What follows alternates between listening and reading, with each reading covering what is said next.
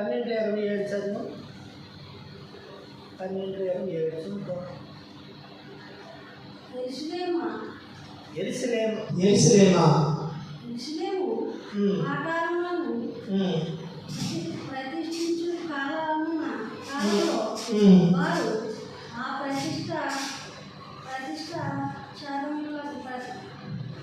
ప్రతిష్ఠించు కాలములలో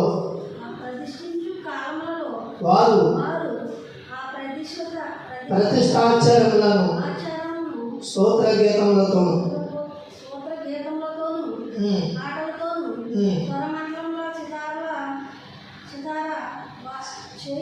సితార చేయి తాళములతోను జరిగించినట్లు లేవీయులను తమ సకల స్థలములలో నుండి యెరూషలేముకు పూనుకొని పరిశుద్ధాత్మ వ్యవసాయం చేయమంటదా. గొప్ప దేవ, ఈ మర్మాలు మేమైతే చెప్పలేము. నువ్వు ఇప్పాలి, నువ్వు ఇప్పితేనే మాకు అర్థమవుతుంది. తేటగా మాకు ఇప్పితేనే ముఖాముఖిగా మాట్లాడతావు. ఎంత గొప్ప దేవుడు అయ్యా. ఇప్పుడు వరకు పాటల వాద్యాల్లో నీకే మహిమ గంట తెచ్చుకుంది. మహిమ ఇంకా తేవాలి ప్రభు. నిన్నే కనపరచాలి, నిన్నే కీర్తించాలి, నిన్నే కనపరచాలి. ఎవరు కాదు, నిన్నే గొప్ప చేయాలి. సహాయం చేయాలి. నీకు మహిమ నీ ఆకాశంలో నీ స్థానం పైన ఉంది. నీ సింహాసనం నీ ఆకాశంలో నాయన, అక్కడ నీ నివాసం ఉంది. అక్కడి నుంచి నువ్వు మాట్లాడతావు. అక్కడి నుంచి మాతో మాట్లాడితేనే కానీ మాకు అర్థమవుతుంది. ఈ మాటలు నువ్వు ఖచ్చితంగా దిగి వచ్చి మాట్లాడతావు. సహాయం చేయి. నీ నామానికి మహిమ.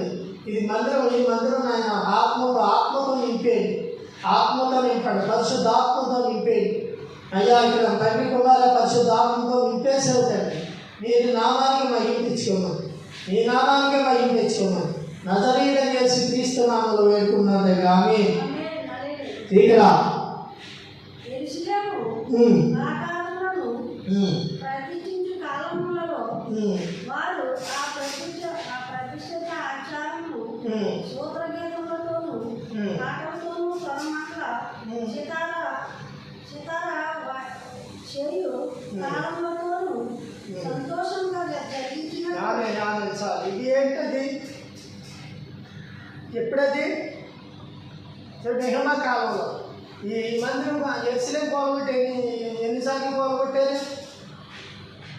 యెరూషలేము ఎన్నిసార్లు పోగొట్టి కడతా ఉన్నారు. యెరూషలేము అక్కడ యెరూషలేము దేవాలయం గోడ ఉంది కదా, ఎన్నిసార్లు కట్టారు, ఎన్నిసార్లు కూలు కొట్టారు? కట్టింది ఎన్నిసార్లు కట్టారు, ఎన్నిసార్లు పోగొట్టారు? గోడ మిగిలింది అక్కడ.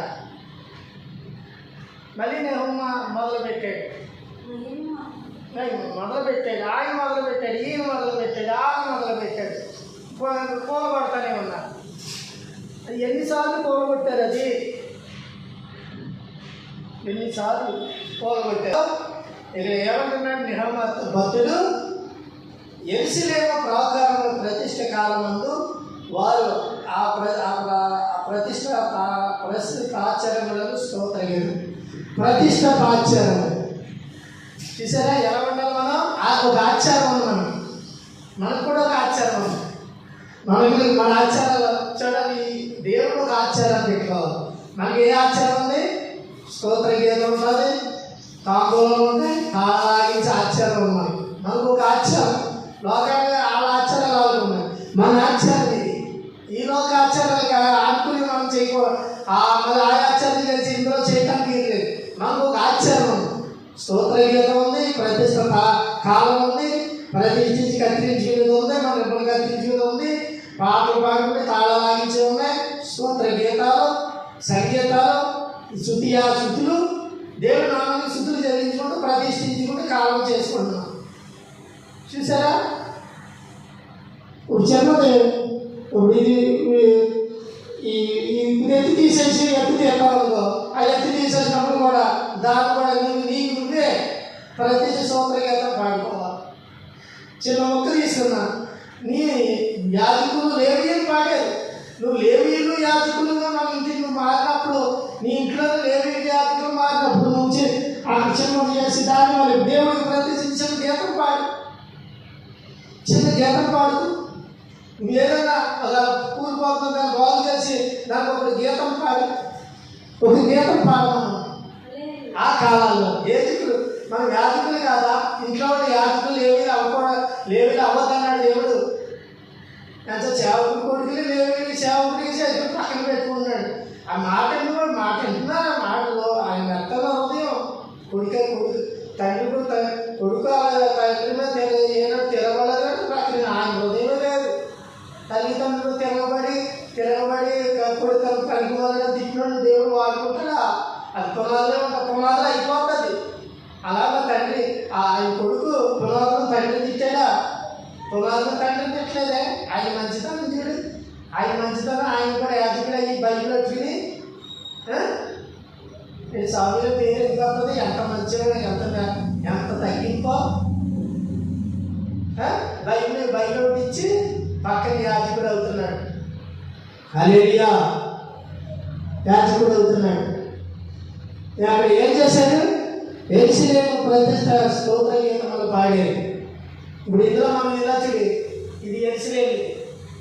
మరి ఈ యెరూషలేములో మరి ఎందుకు నిద్రపోతుంది? ఎందుకు పాటలు పాడలేదు మనం? ఎందుకు స్తోత్ర గీతాలు? ప్రతిష్టత అంటే నీ మనందరం దేవుడికి ప్రతిష్టత. ప్రతిదీ దేవుడి నామానికి మహిమ తేవాలి. ప్రతిష్టత అంటే దేవుడి నామానికి మహిమ రావాలి, మహిమ తేవాలి.